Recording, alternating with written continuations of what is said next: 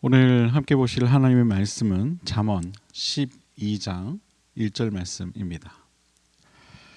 봉독해 올립니다. 훈계를 좋아하는 자는 지식을 좋아하거니와 징계를 싫어하는 자는 짐승과 같으니라. 아멘. 우리말에 이런 말이 있습니다. 좋은 약은 입에 쓰다. 그런 말이 있죠. 이 말은 이 몸의 이 병을 낫게 하기 위해서는 비록 그 입맛에는 쓰더라도 이 약을 먹어야 한다는 이야기입니다. 그럴 때 그 몸 안의 병이 나을 수 있게 된다는 것이죠.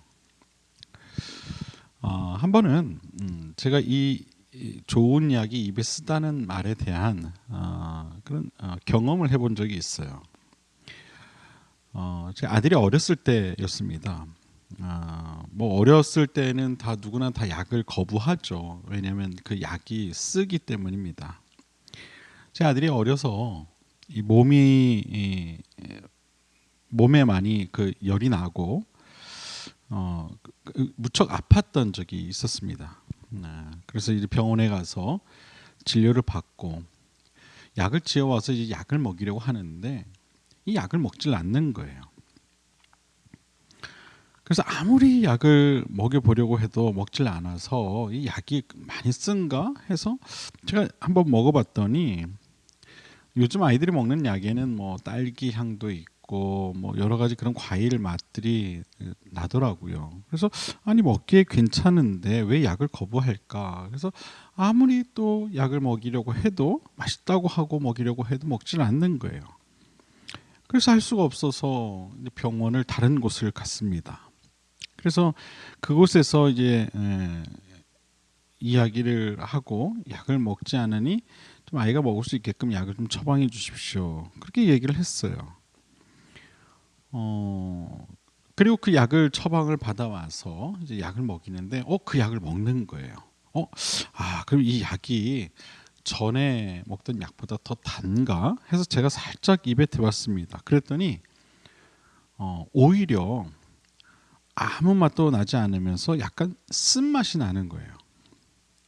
그런데 그 약은 먹는 거였습니다. 다행히 그 약을 잘 먹고 며칠 고생하다가 나은 적이 있는데 그때 제가 알았죠. 야, 이게 몸에 좋은 약이 쓰다는 것을 우리 아들도 알고 있었구나. 너무 단 약을 주니까 이 약이 아닌 줄 알고 안 먹은 것 아닌가 하는 그런 생각을 했습니다.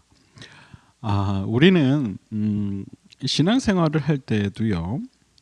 하나님의 말씀을 통해 내 자신에게 어떤 좋은 격려 또 위로의 말씀을 듣고자 할 때가 많이 있습니다. 그래서 말씀을 통해서 뭔가 마음의 평안을 얻고 또 위안을 받고자 할 때가 많다는 것이죠. 그런데 여러분, 하나님의 말씀은요, 우리로 하여금 격려와 어떤 그런 위로의 말씀만 하시는 것이 아닙니다. 때로는요, 교훈의 말씀을 주실 때도 있고요, 우리를 바르게 하기 위한 그런 말씀을 주실 때도 있고요, 또 더 나아가서 때로는 우리를 연단하기 위한 그런 말씀을 주실 때도 있습니다. 우리는 그런 그 다양한 방법들로 우리에게 전해주시는 그 하나님의 말씀을 통해 자신이 성장하는 그런 경험을 할 필요가 있는 것입니다. 사실 하나님의 은혜와 사랑을 경험한 자녀들이라면 하나님께서 하시는 정말 그 쓴소리와 같은 말씀에도요 귀를 기울일 줄 아는 그런 지혜가 있어야 합니다. 우리가 부모님의 사랑을 이해하고 또 그 사랑을 안다면 당연히 부모님께서 하시는 말씀에도 귀 기울일 수밖에 없듯이 하나님의 사랑을 이해하고 또 그 사랑에 우리가 감사한다면 당연히 하나님께서 하시는 그 말씀에도 그 말씀이 어떤 말씀이든 우리는 귀를 기울여야 하는 것입니다. 우리는 이처럼 하나님의 말씀을 들을 때에 내 귀에 듣기 좋은 것만 들어서는 안 됩니다. 여러분, 진리는요 변하지 않는 것이 진리입니다. 상황에 따라 또 어떤 내 형편에 따라 내 감정에 따라 좋은 것만 취사 선택하는 것은요 결코 진리가 될 수 없는 거예요. 여러분, 하나님의 말씀은 진리이시죠. 영원히 변하지 않는 진리입니다. 하나님의 말씀은요 우리가 선택할 수 있는 문제가 아닙니다. 우리 자신이 진리이신 그 하나님 말씀에 조명되어야 하는 것이죠. 그러므로 우리는 어떠한 하나님의 말씀도 거부하거나 또 거절하거나 또 우리 마음대로 취사 선택해서는 안 되는 것입니다. 이것이 바로 순종하는 자의 참된 믿음인 겁니다. 하나님 말씀하실 때 그 말씀이 어떤 말씀이든 그 말씀에 순종할 줄 아는 믿음이 하나님이 기뻐하시는 믿음이라는 거예요. 여러분, 아브라함이요 너의 아들을 제물로 바치라 하시는 그 하나님 말씀에 어떻게 했습니까? 어떠한 거부도 하지 않죠. 그리고 자신의 사랑하는 아들 이삭을 제물로 바치려 합니다. 여러분, 이것이 바로 순종하는 자의 믿음입니다. 하나님은 그 믿음을 보시죠. 그리고 그 아브라함을 축복하십니다.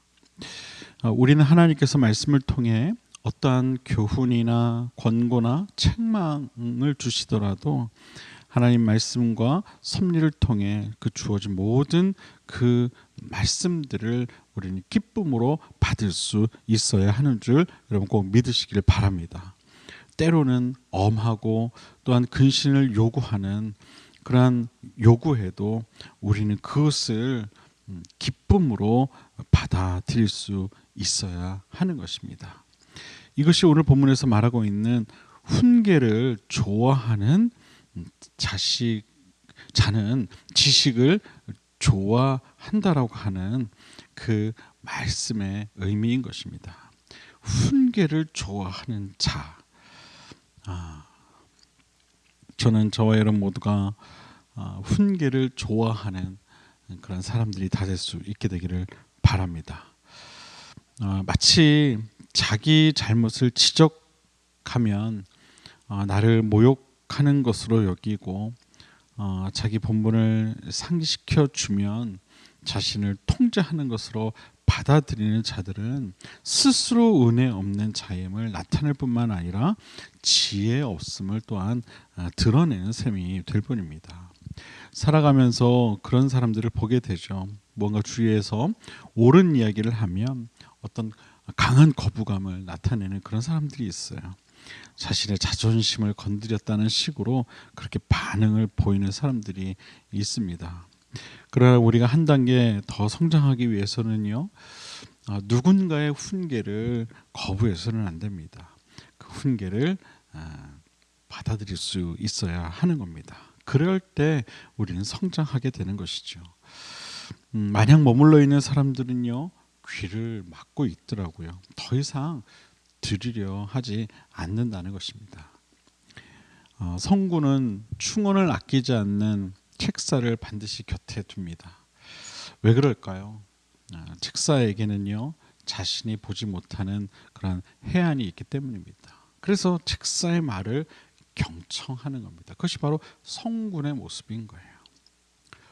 여러분, 우리는 하나님의 말씀의 훈계를 즐거워할 수 있어야 합니다. 그것이 바로 우리가 온전한 삶을 살아갈 수 있는 방법인 것입니다. 말씀에 귀를 기울이는 자는 반드시 그의 삶이 형통할 수밖에 없는 줄 여러분 꼭 믿으시기를 바랍니다. 시편 기자가 그래서 시편 1편을 통해 이런 고백을 하고 있는 겁니다. 복 있는 사람은 악인들의 꾀를 따르지 아니하며 죄인들의 길에 서지 아니하며 오만한 자들의 자리에 앉지 아니하고 오직 여호와의 율법을 즐거워하여 그의 율법을 주야로 묵상하는도다. 그는 시냇가에 심은 나무가 철을 따라 열매를 맺으며 그 잎사귀가 마르지 아니함 같으니 그가 하는 모든 일이 다 형통하리로다. 아멘. 사랑하는 여러분, 하나님의 말씀을 낮과 밤으로 사모하시길 바랍니다. 그리고 그 결과 여러분의 모든 하는 일들이 형통케 되는 그런 은혜가 있게 되기를 바랍니다.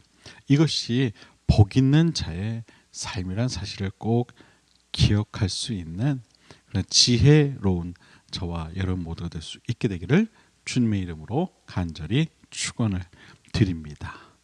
기도하겠습니다.